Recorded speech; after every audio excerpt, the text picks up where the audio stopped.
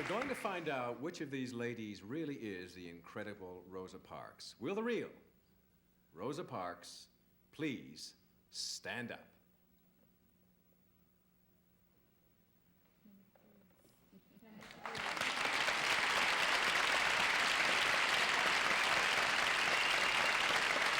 Rosa Parks is often taught as a sort of meek seamstress who one day sort of accidentally stumbles into history and refuses to give up her seat on the bus, launching the modern civil rights movement. And that version, taught in schools and often celebrated nationally, very much distorts and limits who Rosa Parks actually was.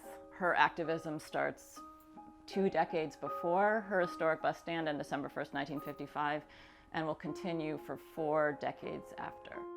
As far as I can remember, during my lifetime, I resisted the idea of being mistreated and pushed around because of my race, and I felt that all people should be free regardless of their color.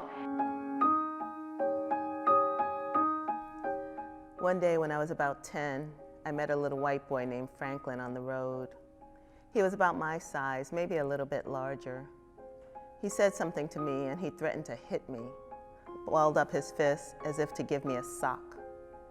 I picked up a brick and dared him to hit me. He thought better of the idea and went away. I love that. I mean, I love that. She, at 10, she knew the deep injustice of things. Perhaps the case that guts her the most is a case about a 16-year-old by the name of Jeremiah Reeves. Jeremiah Reeves was a high school student, a jazz drummer, and delivered groceries, and had started having a relationship with a young white woman. It got found out. She cried rape. They actually put him in the electric chair at Kilby Prison and told him if he didn't confess, he would be electrocuted on the spot, and so he gave this false confession. And so she began writing letters and trying to organize around blocking that execution, got Dr. King involved, and it didn't succeed. And he was executed, and she would tell me how devastating that was and how it broke her heart.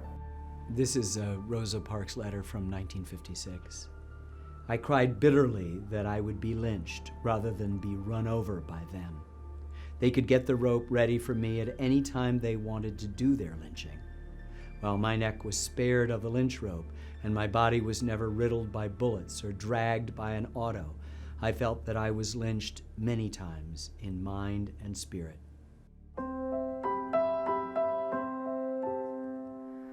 She was a believer that you had to dissent, that you had to voice your objection, even if you couldn't see that that would do any good. Rosa Parks, like my mom, has her own definition of who she is, and she doesn't let anybody change that definition. Help plan for a better world of tomorrow by giving all of the love, care, and guidance to our children of today. As a child, when you read about important people, I thought that these were physical giants, people who spoke a language that was different from the language that I spoke, and I found that those were regular people.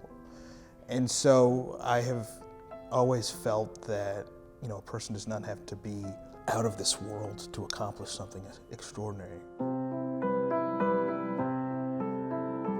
We must have courage, determination to go on with the task of becoming free, not only for ourselves, but for the nation and the world.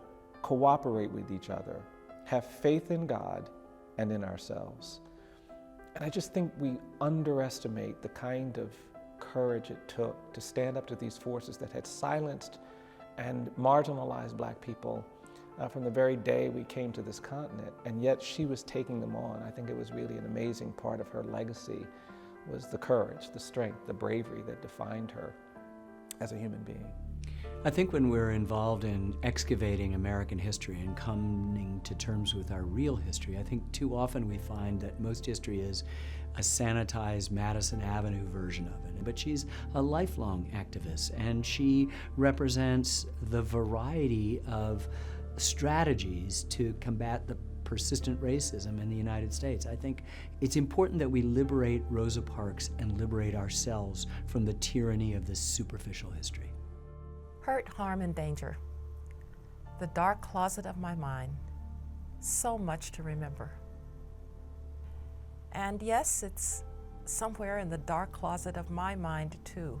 It can't help but be in the dark closet of your mind, and you should never forget. There is so much to remember. But I also know that this exhibit will show that Rosa Parks made a difference in moving us forward. And move forward we must. Even as we remember the past, we have to look to a brighter future.